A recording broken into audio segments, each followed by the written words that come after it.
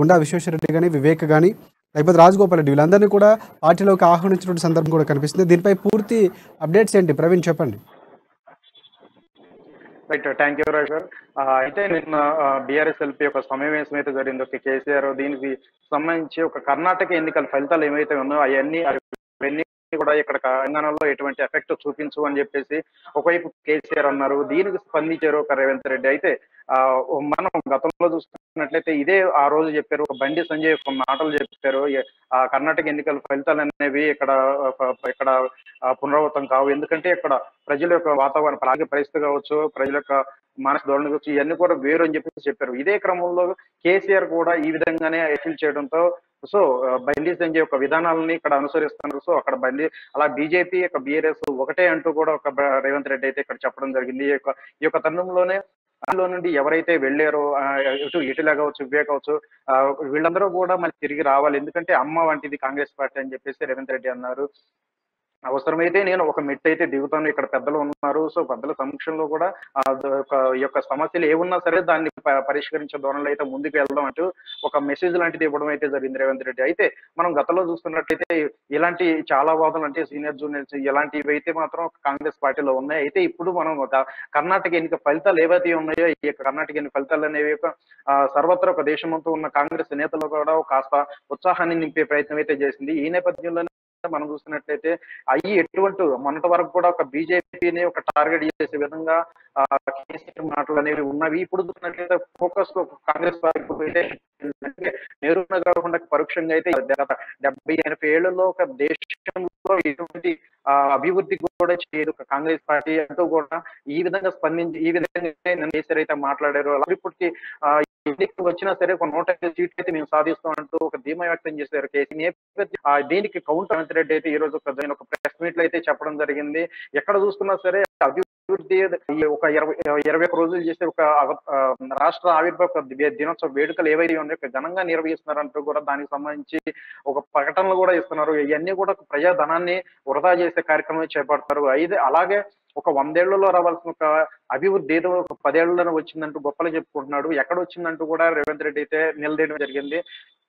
ఒకటి ఫామ్ హౌస్లు వేల ఎకరాలు దున్నుకోవడం కావచ్చు, వేల కోట్లు గడించడం కావచ్చు, వీటన్నిటి కూడా వ్యతిరేకంగా వీటన్నిటి కూడా విమర్శిస్తే ఈ రోజు రేవంత్ రెడ్డి మాట్లాడారు.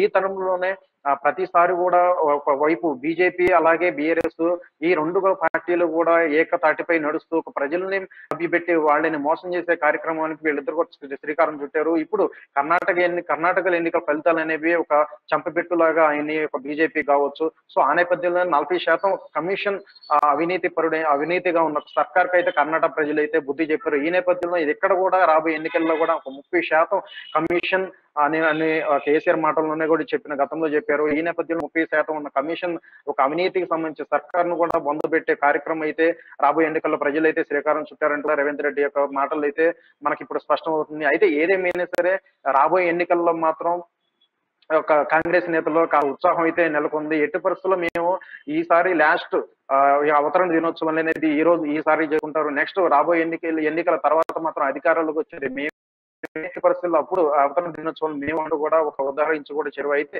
ఒక ఛత్తీస్గఢ్ మోడల్ ఏవైతే ఉందో ఆ విధంగానే దాని దిశగానే కాంగ్రెస్ ఇక్కడ తెలంగాణలో కూడా ఆ విధంగా మేము అధికారంలోకి వచ్చి తీసుకోవాలని చెప్పేసి రేవంత్ రెడ్డి స్పష్టం చేశారు. ఈ తరుణంలోనే ఒక మెసేజ్ కూడా ఇచ్చారు.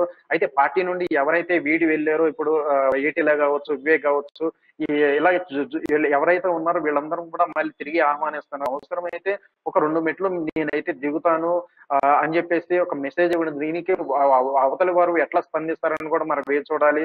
సో ఒకటే బీఆర్ఎస్ ఏదైతే కేసీఆర్ వ్యతిరేక ఎవరైతే ఉన్నారో వాళ్ళందరూ కూడా కలిసి ఒక యొక్క అవినీతి సర్కార్ని అయితే గద్దెదించే కార్యక్రమం అయితే శ్రీకారం చుట్టాలి. ఆ దిశగానే మనందరం కూడా ఏకతాటి ముందుకు వెళ్ళాలంటే కూడా ఒక మెసేజ్ లాంటిది అయితే ఇవ్వడం అయితే జరిగింది.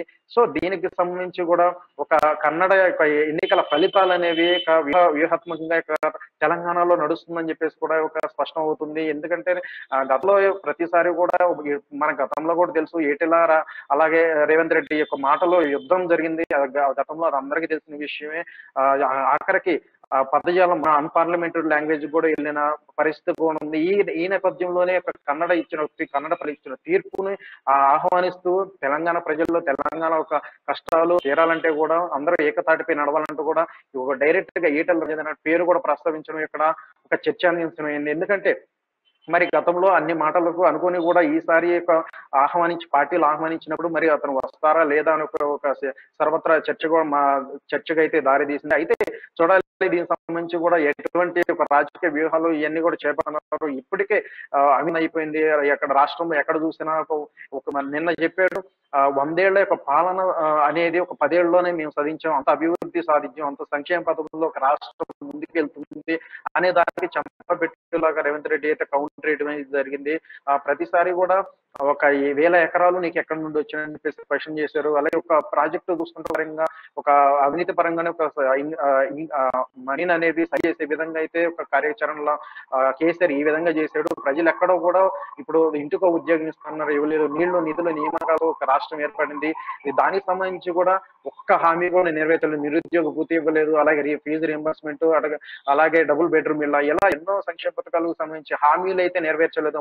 మొన్న రైతులకు కూడా చూసుకున్నట్లయితే నష్టపోయిన రైతులు ఎవరైతే 10,000 రూపాయలు నష్టపరిహారం ఎకరానికి ఇస్తా ఉన్నారు, సో అది కూడా ఇవ్వలేదు. ఎలాంటి హామీలు ఇవన్నీ కూడా హామీలు మోసం చేస్తూ కేసీఆర్కి అక్కడ కర్ణాటక ప్రజలు ఏ విధంగా బుద్ధి చెప్పారో రాబోయే రోజుల్లో ఇక్కడ తెలంగాణ ప్రజలు కూడా ఆ విధంగానే బుద్ధి చెప్తారు. ఎట్టి పరిస్థితుల్లో కూడా కాంగ్రెస్ అధికారంలోకి ఇక్కడ వస్తుందని ధీమా వ్యక్తం చేశారు రేవంత్ రెడ్డి. తర్వాత కేంద్రంలో కూడా ఎట్టి పరిస్థితుల్లోనే ఈ యొక్క కర్ణాటక ఎన్ని ఫలితాల్లోనే దిశలో అయితే కాంగ్రెస్ పార్టీ ముందుకు వెళ్తుంది అని చెప్పారు. అయితే